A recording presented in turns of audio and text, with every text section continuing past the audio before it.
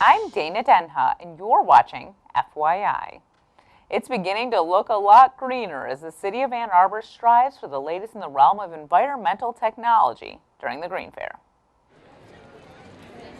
18 years ago, then Mayor John Heefsha created a venue for green living and sustainability to be celebrated annually in the downtown. It's an initiative to get people out and get an understanding and an appreciation for what people can do for the environment and what's happening in our community. The Green Fair boasts numerous organizations teaching the ways to maintain a brighter tomorrow.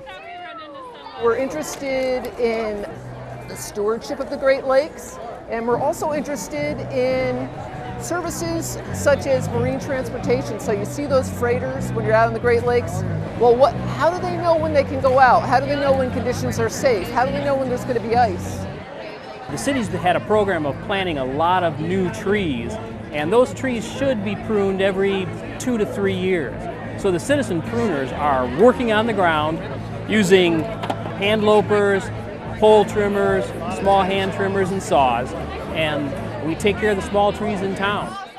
Composting with the city of Ann Arbor is different than most other cities in that you can compost your table scraps, including meat and bones.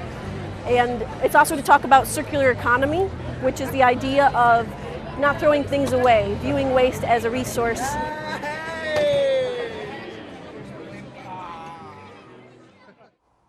Stay tuned, and we'll be back shortly with more news and information.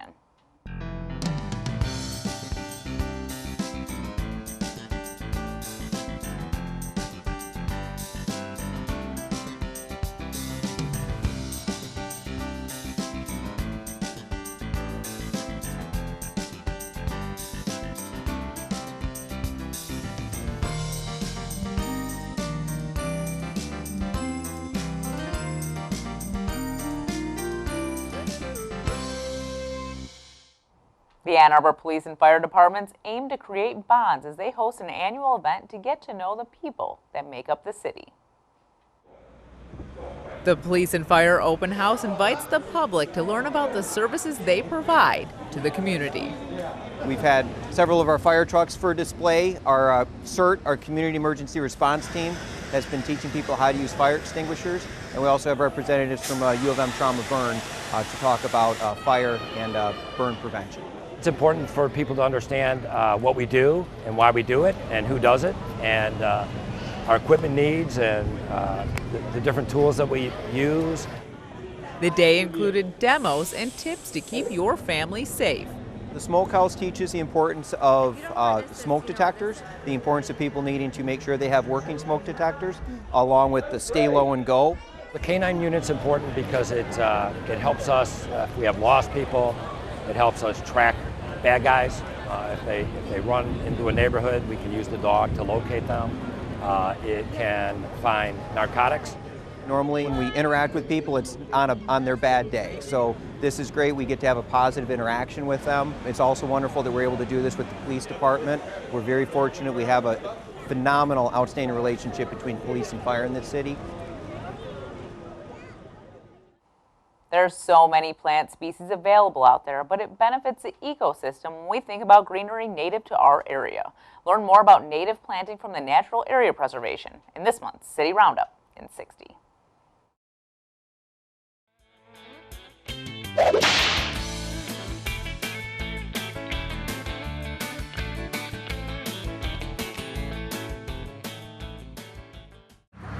Hi, my name is Michael Hahn. I'm a stewardship specialist with the City of Ann Arbor's Natural Area Preservation. Today we're going to talk about using native plants for gardening. Native plants are not only beautiful, but they're also beneficial to wildlife, such as pollinators like bees and butterflies. So when you're thinking about gardening, you want to think about color throughout the whole season. And so thinking about using penstemon in early June or common milkweed, which would be beneficial to monarchs, or you could use black-eyed Susans later in the summer, or you could switch over and use goldenrods for late August, and even use asters for late fall. Like I mentioned before, native plants, not only are they beautiful, but they're also beneficial to wildlife. The Civil War experience was a unique one that only those that lived through it can truly understand. That is, unless you have joined the world of reenacting, like my next guest. Joining me is Civil War reenactor and educator, Rob Stone. Welcome to the show, Rob. Thank you, Dana.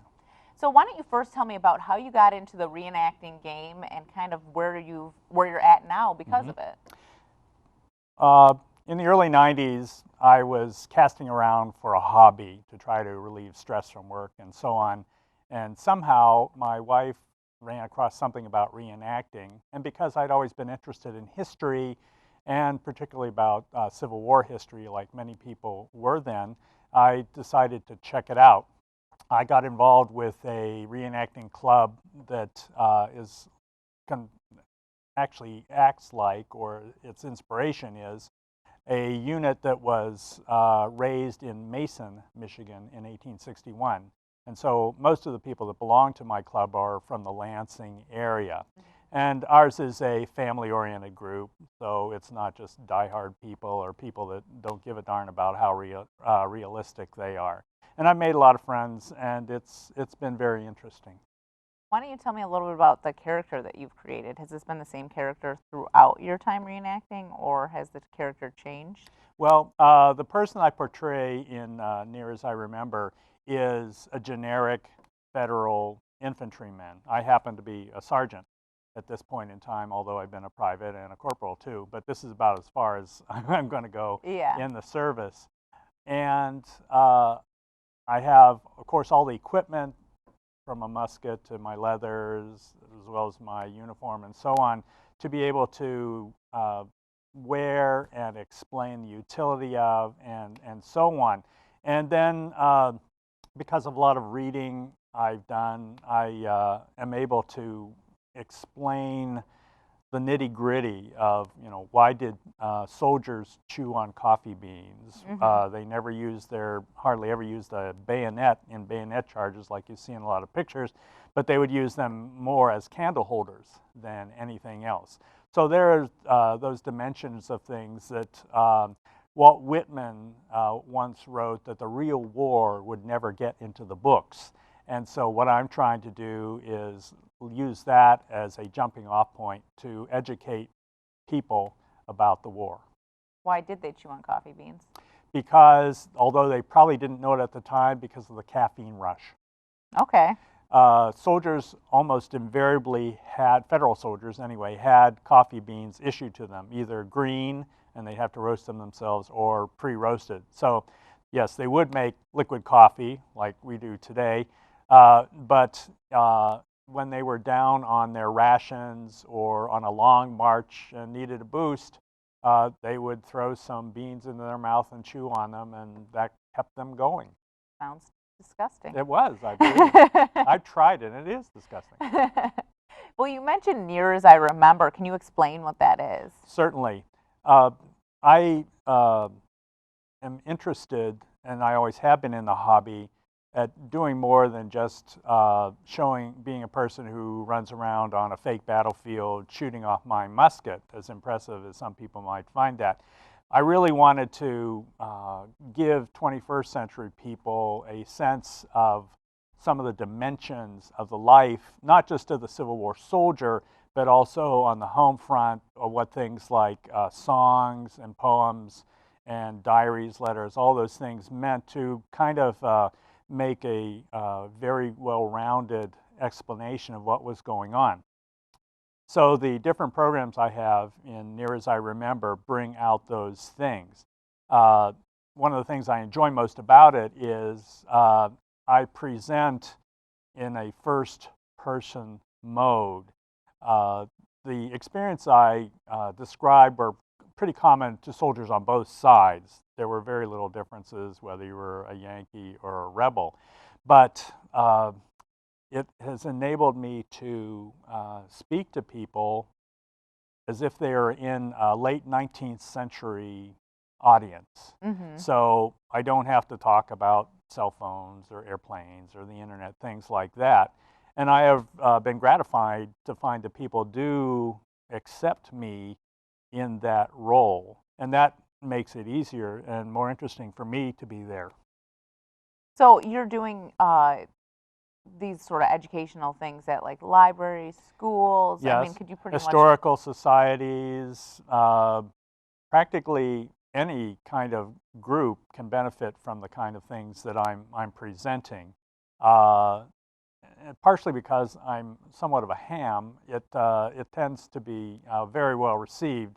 And I don't just deliver the names and dates kind of things that we're kind of stuck with in school, Yeah. but with humor and with passion as well as the knowledge. So I'm there as a real person who is dislodged from the space-time continuum in a way, but who has a lot of information and the enthusiasm to convey it in a way that people are going to understand. So you have a list of like all the sort of things that you go through when you're doing these presentations. What would maybe be your favorite thing to talk about, and maybe if you could give me a tidbit about it that people don't know? Okay, the most fun is my generic.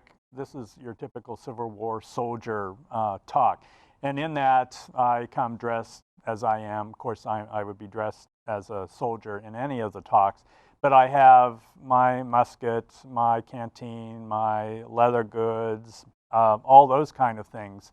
And I take the audience through what were the values of these things. How did the soldiers' attitude toward them change through time? For instance, this is a kepi, which was actually developed for the French Army. And at that time in the 19th century, American military people were gaga over the French military. The problem with this cap is, though it may have been stylish, it offers the soldier no protection from the sun for his ears and the back of his neck, and not much from the brim of the cap. So a lot of soldiers, as time went on, they would throw those caps away or somehow lose them, and they would pick up or buy or have sent from home broad brim caps that afforded them the kind of protection that kind of piece of leather and wool would not do.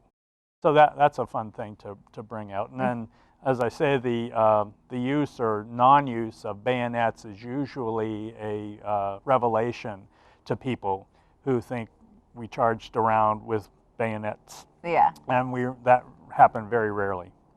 Well, as someone that's kind of a history buff, why do you feel like this Civil War is such an important story to tell? I think it's the linchpin of American history. It decided a lot of things besides ending black slavery in the country. It also determined the direction of the country to be an industrial society rather than so much of an agricultural society. It changed culture overall of the country. The northern and southern cultures are always talked about as being radically different, with the south being more genteel and gentlemanly and so on, and the north being more brash and abrupt and difficult to get along with. So, and the war has never really ended in a way. There's an interesting book by the author Tony Horwitz called Confederates in the Attic. It came out in the late 1990s. And it's kind of his busman's tour of the Old South. And he runs into all manner of people, daughters of the Confederacy, black and white people, and so on. But it really gives a good idea of the variety of attitudes and traditions. And of course, in our own day, we've seen controversy over the display of the Confederate battle flag, and also, recently, yes, and the questions of cemeteries and statues dedicated to Confederate leaders, things like that. So those obviously continue to stir a lot of passion in people. And in some ways, I think people couldn't tell you why. It's just like, it's ingrained in you. Somehow they don't know, yes. Yeah. Well, we're just about out of time, but if you could tell people how they can get in contact with you and Certainly. why they should hire you or Certainly. have you at their event. If they go on the internet and look for nearasiremember.com, that'll take them to the website, which has a list of all of the programs that I give and has a way for me to be contacted if there is interest from someone to have me do a presentation. I can present from everything from young people to adults, and I can tailor my talks to the specific audience that I'm having an interaction with. All right, well, thank you so much for being on Certainly. the show, Rob. Thank you. For more on this and other programs, visit a2gov.org/watchctn. Thanks for watching and tune in next time to FYI.